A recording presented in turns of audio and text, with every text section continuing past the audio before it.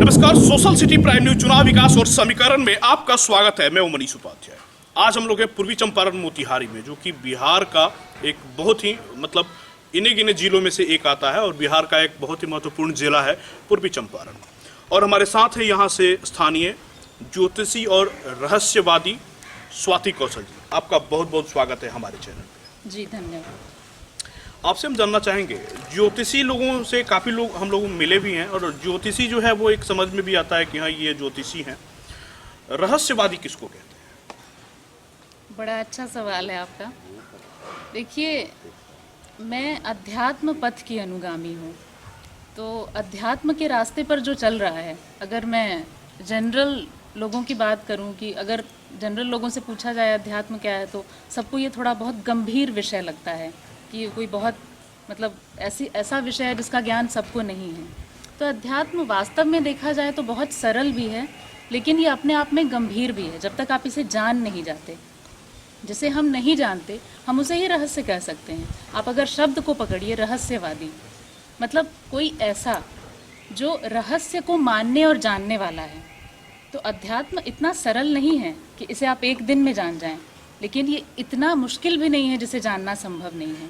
तो रहस्यवादी का मतलब वही है कि जो अध्यात्म के पथ पर आगे बढ़ रहा है और उस रहस्य को जानने के लिए जो साधना या जो छोटे छोटे कदम आवश्यक हैं वो ले रहा है। सवाल होगा, अध्यात्म क्या है? अध्यात्म जीवन है। एक शब्द में अगर कहा जाए तो अध्यात्म ही जीवन है। और अगर हम अध्यात्म को नहीं जानते हैं, तभी हम अध्यात्म और जीवन दोनों को अलग करके देखते हैं। सही मायने में कहा जाए तो अध्यात्म हमारा विस्तार है। आप जब हमें देखते हैं या हम जब आपको देख रहे हैं, तो हम केवल आपकी शारीरिक संरचना को देख रहे हैं, लेकिन अध्यात्म आपके शरीर से परे की संभावना है। अध्यात्म का हमारे दैनिक जीवन पर क्या प्रभाव पड़ा? इसके लिए मैं आपको थोड़ा 19वीं सदी में लेके चलती हूँ। कार्ल मार्क्स का नाम सुना होगा आपने। तो कार्ल मार्क्स ने 19वीं सदी में अध्यात्म को अफीम कहा था। कई लोग इस पर नाराज भी हो सकते हैं कि अध्यात्म अफीम कैसे हो गया, परंतु उन्होंने सच कहा था। पूछिए कैसे? कैसे? जब चिकित्सा विज्ञान नहीं था, मेडिकल साइंस इतना डेवलप नहीं था, तो आपको ये जानकारी होनी चाहिए कि उस वक्त जब लोगों को कोई भी दर्द या किसी भी प्रकार की कोई समस्या होती थी, तो अफीम को हम दर्द निवारक के रूप में इस्तेमाल करते थे। अध्यात्म भी तो वही करता है। अगर आपके जीवन में दर्द है तो उसका निवारण अध्यात्म ही कर सकता है। तो अध्यात्म अफीम है, लेकिन जब एक दवा के रूप में हम अफीम का इस्तेमाल करते हैं, तो हमें पता है कि वो हमें एक ग्लास लेना है या एक चुटकी लेना है, यह आवश्यक है। मतलब उसका जो पैमाना है ये जरूरी। बिल्कुल। और कहाँ कैसे इस्तेमाल करना है ये भी तो जानना जरूरी है। बिल्कुल। तो ये सबसे इम्पोर्टेंट चीज है जो बिल्कुल कैसे इस्तेमाल। और वैसे अगर देखा जाए, अगर आप कह रहे हैं कि दैनिक जीवन में उसका क्या महत्व है, तो आज हम बात कर रहे हैं कि हमारे युवाओं के जीवन में अध्यात्म का क्या महत्व है, या उनके जीवन में अगर अध्यात्म होगा तो क्या प्रभाव पड़ेगा, नहीं होगा तो क्या होगा। मैं कहती हूँ युवाओं की बात छोड़िए, बच्चे से लेकर बूढ़े तक, आपने जन्म लिया उस समय से लेकर जब तक आपका शरीर समाप्त नहीं हो जाता, तब तक अध्यात्म आवश्यक है। क्योंकि अध्यात्म जीवन का विस्तार है। उसको समझे बिना आप जीवन को नहीं समझ सकते हैं। क्या आपको लगता है कि अध्यात्म तय करेगा भारतीय युवा पीढ़ी का भविष्य?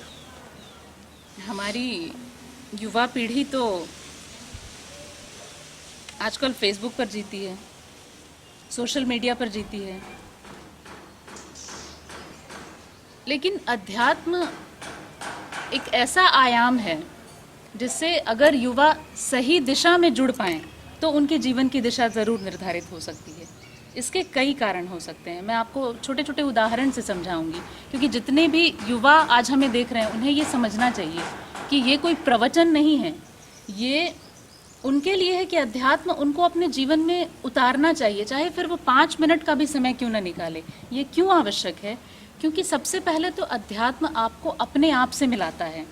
हम सब अंधी दौड़ में दौड़ रहे होते हैं, पैसा चाहिए, पद चाहिए, किसी को कुछ और चाहिए। दुनिया में हज़ार ऐसी चीज़ें हैं जिनके पीछे हम दौड़ रहे हैं। मैं ये नहीं कहती कि हमें भौतिकतावादी नहीं होना चाहिए। हम मटीरियलिस्टिक वर्ल्ड में रह रहे हैं तो हमें भौतिकता तो चाहिए, पैसे भी चाहिए, सारे साधन सब कुछ चाहिए, लेकिन सिर्फ वही जीवन नहीं है। अध्यात्म हमें हमारी भीतरी शक्ति से और हमारी आत्मा से परिचय कराता है। तो हमारी युवा पीढ़ी में से कुछ सफल लेखक हो सकते हैं, कुछ संगीतकार हो सकते हैं, कुछ नेता बनेंगे, कुछ डॉक्टर बनेंगे, परंतु उनका कोई भी व्यवसाय हो उसमें वो अपना 100% सही तरीके से दे सकें। इसके लिए पहले यह तो ज़रूरी है ना कि वो अपनी क्षमता और अपनी आत्मा को जान सकें। तो अध्यात्म बस यही करता है। और एक चीज़ और मैं यहाँ पे कहना चाहूँगी कि आज मैं किसी एक तबके की बात नहीं कर रही हूँ कि युवा पीढ़ी, बच्चे, बड़े, अमीर, गरीब, दुख हर किसी के जीवन में है, हर कोई परेशान है, कोई छोटी समस्या से, कोई बड़ी समस्या से। तो अध्यात्म सही मायने में जब आपके जीवन में प्रवेश कर जाता है तो अध्यात्म सबसे पहले आपके जीवन में एक कृतज्ञता का भाव लाता है, सेंस ऑफ ग्रैटिट्यूड, थैंकफुलनेस, जो शायद हम भूल गए हैं। हमारे पास जो है हम उसके लिए विधाता को धन्यवाद कर ही नहीं पाते, या धन्यवाद तो छोड़िए, वो एक अलग बात है, हम उसके लिए खुश भी नहीं रह पाते। अब मान लीजिए मुझे 1 महीने का समय बिताना है और मेरे घर में मान लीजिए कि चावल और आटा नहीं है और मेरी आर्थिक स्थिति ऐसी हो गई कि अभी मैं खरीद नहीं सकती हूँ। ये तो बहुत दुख की बात है, बहुत परेशानी की बात है। लेकिन वहीं मेरे आंगन में एक आम का पेड़ है जिसने 5 वर्षों से कोई फल नहीं दिया था और आज इस वर्ष उस पर पूरी मात्रा में फल आए हैं। तो क्या ये खुश होने की बात नहीं है? ये अपने आप में बहुत कृतज्ञता का भाव लाता है। तो अध्यात्म केवल आपकी दृष्टि बदल देता है, आपके आसपास सब कुछ वही रहेगा, लेकिन जब आपकी दृष्टि बदल जाएगी तो आपके जीवन में सब कुछ बदलने लग जाता है। समाज सेवा की अगर हम बात करें तो क्या समाज के उत्थान में अध्यात्म की भूमिका होती है? मेरा मानना है कि समाज सिर्फ मैं नहीं हूँ, समाज सिर्फ आप नहीं है, या कोई भी एक व्यक्ति समाज की एक इकाई है, लेकिन हम सबसे मिलकर ही तो समाज बना है।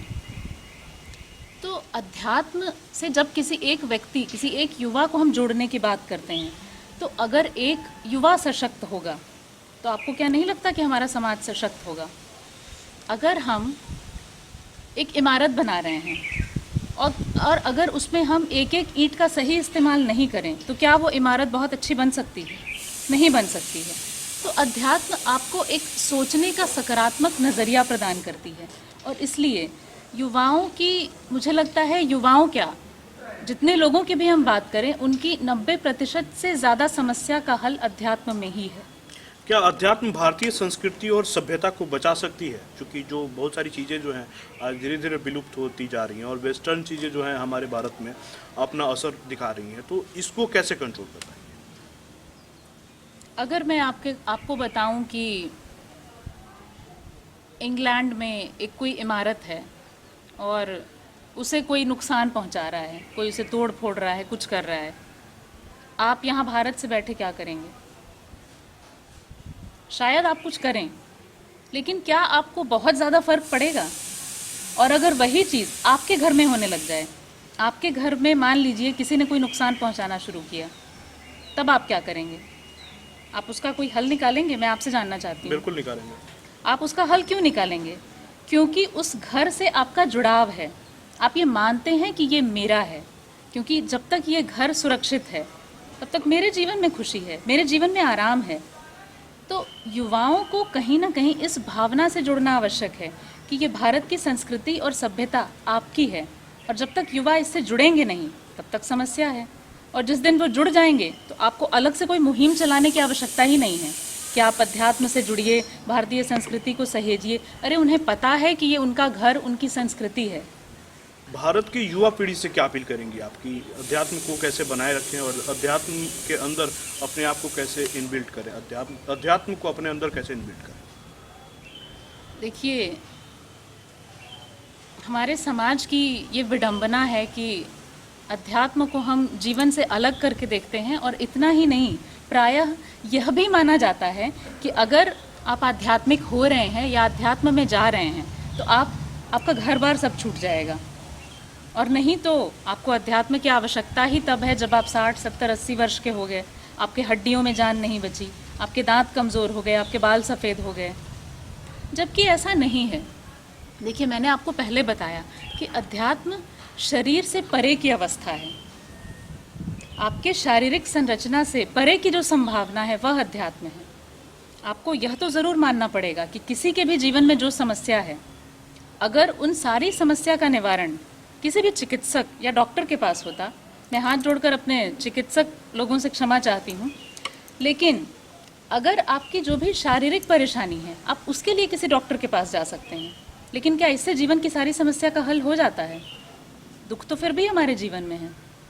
तो इसका अर्थ तो ये है कि बहुत सी समस्या ऐसी है जिसका संबंध हमारे शरीर से नहीं बल्कि उसके परे कहीं है, और अध्यात्म उस परे की ही अवस्था है। तो उस परे की समस्या को अगर आपको सुलझाना है तो उसके लिए अध्यात्म आपके पास है। और अध्यात्म आपके अंदर जब एक कृतज्ञता का भाव पैदा करता है तो सबसे पहले तो वो आपको एक आनंदित होने की, खुश रहने की अवस्था देता है। जब तक आप खुश नहीं हैं, क्या आपको लगता है कि आप किसी काम पे सही तरीके से कंसंट्रेट कर पाएंगे? तो भारतीय युवा पीढ़ी से मेरा यही संदेश है कि आपका जीवन में चाहे जो भी लक्ष्य हो, मुझे नहीं पता, आप एक पॉप स्टार बनना चाहते हैं, लेखक बनना चाहते हैं, या आप खेतों में कोई फसल उगाना चाहते हैं, आप कुछ भी करना चाहते हैं, लेकिन 5 मिनट का समय आपके पास उस कृतज्ञता के भाव को जीने के लिए होना चाहिए। उस 5 मिनट के समय को निकालने से आप अपने जीवन के 100 वर्ष बहुत आराम से बिता सकते हैं।